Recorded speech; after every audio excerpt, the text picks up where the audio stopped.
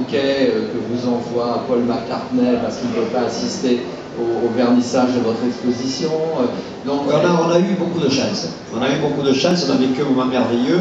Et c'est vrai qu'on n'a même pas, parce que moi j'étais sur les beaux-arts décoratifs en 78, donc j'ai pas passé mon diplôme parce que la dernière année je suis parti aux États-Unis et j'ai eu la chance d'apprendre l'histoire de l'art en rencontrant les artistes. J'ai rencontré Andy Warhol, j'ai rencontré Malcolm Morley, j'ai rencontré tous ces gens et c'était une énorme chance pour moi. Et en fait, tout le travail un peu expérimental qu'un artiste fait quand il est aux Beaux-Arts, aux Arts Déco au début de sa carrière, entre guillemets, moi je l'ai vécu à l'intérieur, j'étais déjà dans ce flux-là, donc ce qui donnait une énergie aussi, une énergie et une sûreté aussi.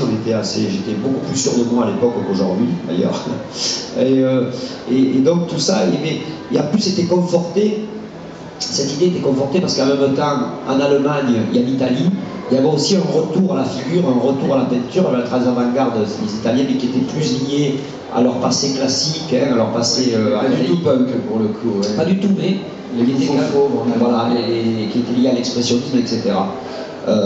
Et donc là, c'était après mon séjour à New York. Voilà, là c'est le début aussi, voilà, 82, vous voyez. Voilà. Et en fait, tous ces personnages, les personnages que vous avez vus après, les René par exemple, ces personnages, ceux-là qui sont un peu connus parce que j'ai réalisé une grande série de dessins animés pour Canal+, avec ces personnages il y a une dizaine d'années. Je les ai, en 84, j'en ai marre et je les tue tous. Et ils meurent tous. Vous voyez bien la différence qu'il y a entre ces tableaux qu'on a vus là et puis celui que vous avez... Voilà. Et vous allez voir, et à un moment donné, vous allez voir, il y a une grande peinture qui est dans un musée à Bordeaux, qui fait 8 mètres sur 4, et vous allez voir, ça s'appelle la Tyros Apocalypse, voilà, ça fait 8 mètres sur 4, enfin, ouais, 8 mètres sur 4 ou 5, et ils meurent tous. Voilà, je me débarrasse d'une partie de mon travail pour m'obliger à aller vers autre chose. Et cette peinture, c'est une des premières de la deuxième génération, pourrais-je dire, où c'est une nouvelle génération de personnages, mais des personnages qui n'ont pas d'histoire. Les personnages qui sont présents, il y en a 200, je crois, ils sont référencés, ils ont chacun leur histoire, ils ont leurs relations familiales, ils ont leurs habits, leurs voitures, leurs maisons, enfin, tout ça est très construit, alors que finalement je me libère de tout ça. C'était peut-être une manière, moi, d'écrire mon histoire avec un alphabet que j'ai inventé, avec un alphabet que je voulais inventer, et aussi la bande dessinée. Je veux revenir à la bande dessinée parce que la bande dessinée avait été beaucoup utilisée dans les années 60. Le pop art en particulier prenait ces expressions populaires, les boîtes de lessive, le packaging, la bande dessinée, la publicité, le cinéma, et les transformer, les magnifier ces images du quotidien et les amener dans des galeries, dans des musées. Et en fait, le projet, moi, était le projet contraire, finalement. C'était à l'intérieur de l'espace de la galerie du musée, qui était mon espace de prédilection, puisque dès 81, dès que j'ai 20 ans, c'est le lieu où je travaille, puisque les magazines ont été un petit peu mis de côté, n'étaient pas intéressés. Donc, et c'est dans ce lieu où j'invente l'univers, où je fais un travail qui est un travail narratif, même s'il n'y a aucune histoire, on va en parler. C'est plutôt tellement il y a d'histoire qu'il n'y en a pas en fait, mais c'est un univers qui est créé à l'intérieur de cet univers d'art finalement, dans un projet artistique, et qui après, j'essaye de le porter à l'extérieur. Et 20 ans après, 30 ans après, j'ai fait des dessins animés, des dessins animés pour Canal+.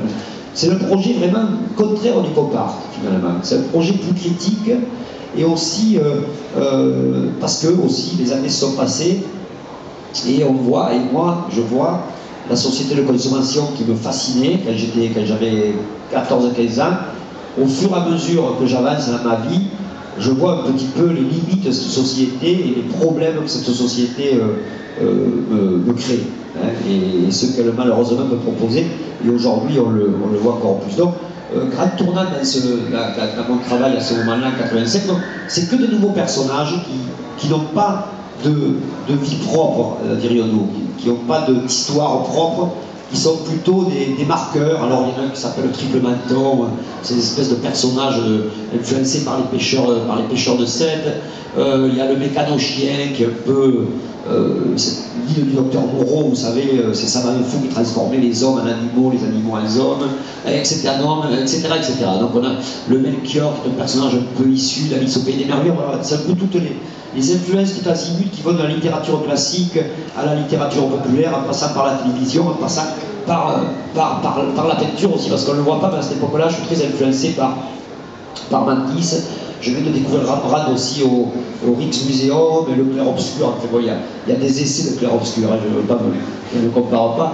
Et moi, je dis toujours que, et ça, tout le monde est furieux quand je dis ça, et d'ailleurs, je pense que la peinture, depuis la fin du 19e siècle, n'existe plus.